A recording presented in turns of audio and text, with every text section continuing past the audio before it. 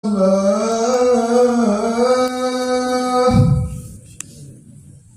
أن محمدا رسول الله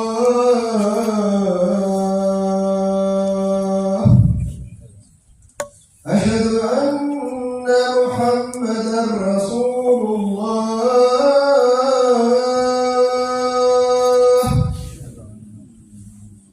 حي على الصلاة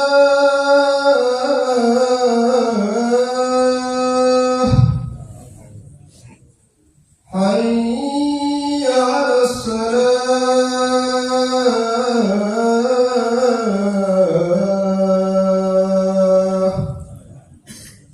حي على الفلاح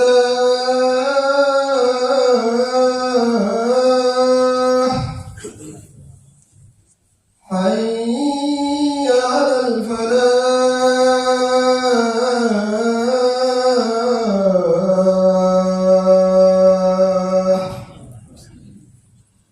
الله أكبر الله أكبر لا إله إلا الله.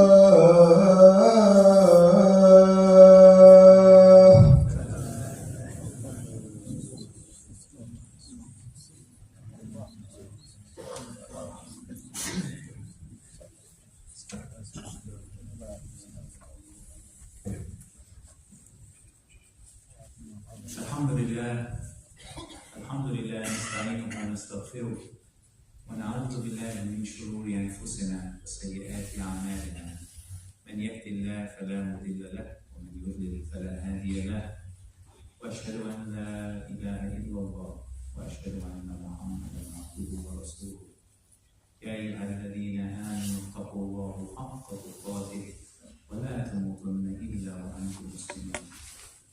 بسم الله الرحمن الرحيم. Today's khutbah is really, and the purpose of the khutbah is to remind you about dua. And basically, the reason why the Mashaykh often ask me to speak is because the idea is for me to speak to the youth. They often say, Ashraf, please speak to the youth. And this khutbah is about dua and the importance. What's the overall goal of this khutbah?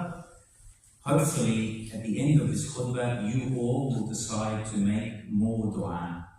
And you will understand the purpose of the dua, what it means. And dua, essentially, we often get it confused, and that's why I'm talking about it. Dua is to call to Allah. It's a form of communication.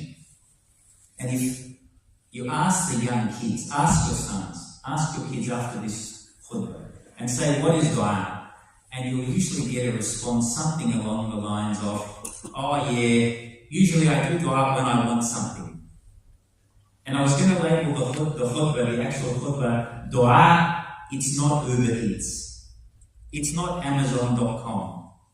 Because if you ask, so my generation, and it's likely everyone in the first row, when you think about dua, you say, I would like something, and you're not expecting it necessarily to happen. Because all our lives, we wanted something, sure. But our parents said, look, can't have it. And we said, okay, that's life. But this generation, 2023, your sons and daughters, that's not the way they roll. That's not the way society works. It's consumerism turbocharged. The consumer is always right. That's what they're taught from school. So you go to the restaurant, you go to the coffee shop, and you say, hey, I want a coffee, and I want it extra hot, this big, 3/4, oat latte, and I want it this big, and if it doesn't come, they're like, what is this? They're going to speak English, what's wrong with it? And you're speaking to who? A 16 or a 17-year-old young boy or young girl. The purpose and the essential point I want to make first and foremost is dua is a communication. When you do the dua, forget about what you want, forget about the result. When you are actually in the midst of doing the dua, That is you being successful. That is the success. You making the dua, making it, talking to Allah, that is the first thing. That's success. By definition. How do I explain it?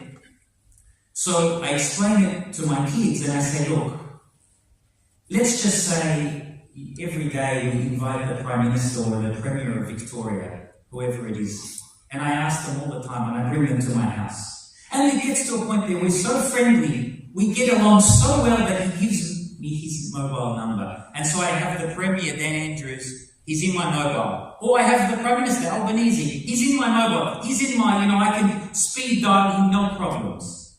In other words, I feel I have a direct communication with the Prime Minister. That's what I feel. You know what happens? Even the way I act with everyone here is different. Completely different. I may walk, my attitude, when I walk, I walk with a bit of a stroll. My head is always up. How come? Because I am fully confident that I have a clear communication with who? Someone that's more powerful than me. I truly believe that the Albanese, Dan Andrews, can actually make my life better. You don't believe me? I'll watch someone come through and I'll give him a parking ticket, and then I'll get a parking ticket. The one that I get 3 parking tickets, each parking ticket, if you know you parking a disabled person, and it's in the red light, and it's in front of a police station, maybe $800. You'll see him walking, and his head is down. Oh, so bad, so bad. I'll get that same fine. But because I have the tawakkul, I feel that I'm connected to Allah subhanahu wa ta'ala. I feel that I'm connected to Dan Andrews or to Albanese. I walk with my head up. It's only a speeding fine, big deal, $800. Why? Because you feel I can just make a call and they can fix it. I'm not talking about obviously Dan Andrews and the Prime Minister now, because we can make dua to Rabb as-samawati wal ard, the one that has made the heavens, the earth, the 7 heavens, is still making and expanding the universe. We are connected to Him. He owns all of the kings that have been before till Yawm al-Qiyamah, and every single one of you has a speed dial to Allah subhanahu wa ta'ala. Through what? Dua. That's the gift. That's just doing dua, speaking and forming that connection, that's success. My kids obviously, they say, okay, but how that? And then they, my little daughter, oh yeah, the actual telephone number, it's 01 because you have to do tahajjud. And then 22 have this fajr sunnah at 3, 4, So there's the salah. That's the idea. Why? Because if you think that you don't do dua, al-Fatiha, the Fatiha you do, most of it is dua. Please Allah, make sure that we are with the good people and guide us to the straight path. It's a dua.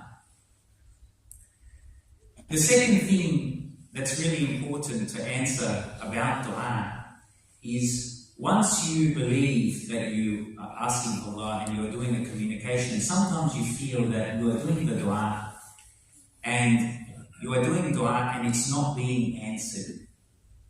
So you continually do dua and you feel, I'm doing dua and I don't see a result.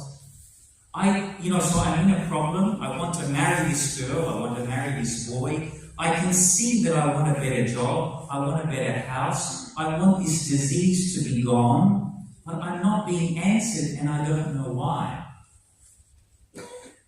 It's very interesting because you have to come to dua and you come to Allah with an element of humility. You are a slave and Allah subhanahu wa ta'ala is the king. So you come to Allah with an element of humbleness. He knows what you need, you don't know. Actually, He says it multiple times in the Quran. He says it multiple times. There's sometimes, for example, you love something and it's bad for you, and sometimes there's something bad for you, and actually it will be good for you. A very beautiful in Surah Isra, وَيَدْعُ الْإِنسَانُ بِالشَّرِّ دُعَاءَهُ بِالْخَيْرِ. What does it mean? It means that the person, the human being, keeps on asking for something harmful, whilst the prayer he's asking for is something good. In other words, you know that nowadays it's my own truth. I think I know what I want. I think I know what's good, but Allah knows that what I'm asking for is a disaster. You know, it reminds me of like you're in a dam or a wall, and you're asking for this brick to be removed. Please, Ya Allah, if you just remove that brick, my life will be good. Little do you know, you take that one brick, you know, the wall, and that little one brick is going to cause everything to come down and fall on you. Why? Because Allah subhanahu wa ta'ala knows the bil'ghayb. He knows the future. Allah says, وَقَالَ رَبُّكُمْ أَدْعُونِي أَسْتَجِبْ لَكُمْ. Allah says what? If you do dua, He will answer immediately. And again, you may say, but what do you mean? You told me immediately. Because Allah will take that dua, whatever you ask, and He will give you the best possible answer to whatever you're asking for. Even though you want something bad, He will actually hold it back. Then you will either see it in this life, maybe you'll see it in this life, and maybe you will see it in the next life. And the last point that I want to make, when you are doing dua for something and you're going through something difficult, so you're doing dua because you're in a difficult situation. You've got a sickness, a family member has a problem. You've got all sorts of issues in your life. We all do. Sometimes that issue, sometimes you do dua and it will be fixed. And sometimes there will be a delay, and sometimes it will not be fixed. Because it's not meant to be fixed. It's not meant to be solved, because the problem that you're going through isn't necessarily, the benefit isn't for you. Actually, it's going to be for the wider community. You're going through a problem, and perhaps when someone hears about it, they become a stronger Muslim. They can't believe that you're able to actually continue being a Muslim under such pressure. The classic example is to answered at different times. The mother of Maryam, when she chucks the baby into the river, she's obviously, when she chucks the baby, do you think she didn't do dua? When she had the newborn is thrown? Do you think? And then within a few hours, her dua is answered. And Allah subhanahu wa ta'ala reunites the baby, where in a place that she would have never thought would have been of benefit, in the actual Pharaoh's palace. And then you have the opposite of Yaqub alayhi salam. His son Yusuf alayhi salam, going through such a terrible young kid. He was abducted, attempted murder, thrown in a well, then underwent child slavery, and was actually working as a child slave. Heaven knows what would happen now in this day and age. And then on top of that, he's falsely accused and goes to jail for a long period of time. Do you think Yaqub didn't do dua to see Yusuf alayhi salam straight away? But if Yusuf alayhi salam had been taken away too quickly, and he didn't go through all those things until finally he becomes the minister of Egypt, a minister in control of everything, and he could interpret the king's dream. In fact, he went through all of that distress, and Yaqub, his father, doing dua, was not answered. All of that distress meant that Yusuf alayhi salam, as a minister, saved hundreds of thousands of children and families from starvation, because they were able to come to Egypt and he was able to provide them with food. His journey provided a benefit to the whole community. Yaqub's journey, when his dua was not being answered, was actually a rahmah for hundreds of thousands of people. And we must remember that. Allah has a plan, Here's the best plan. Allah has a vision, He has the best vision. And remember, any dua is beneficial, and if you do the dua, remember that it will be answered and you will see it, either in this life or in the after. أقول قولي هذا وأستغفر الله وأتوب إليه.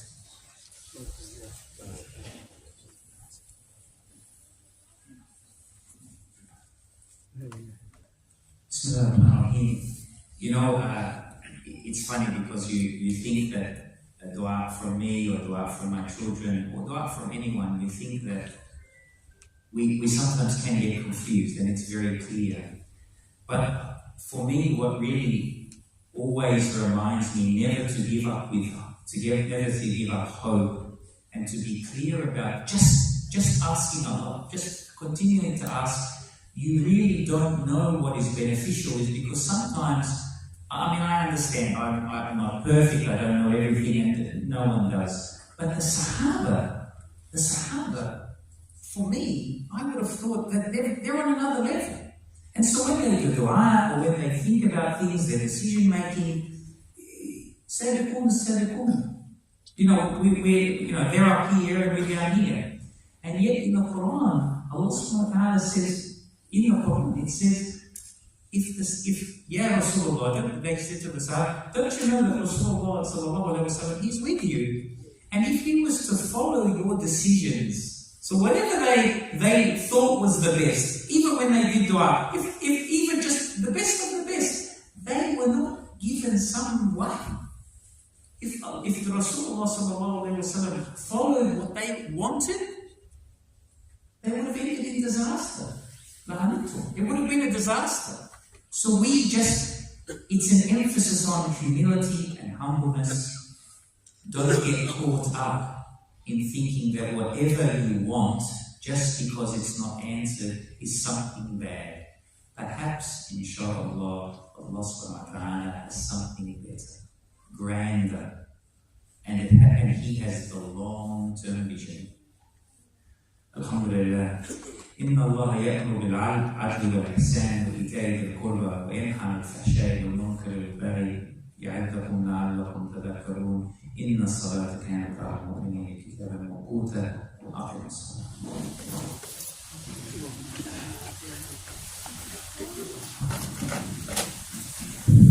الله أكبر الله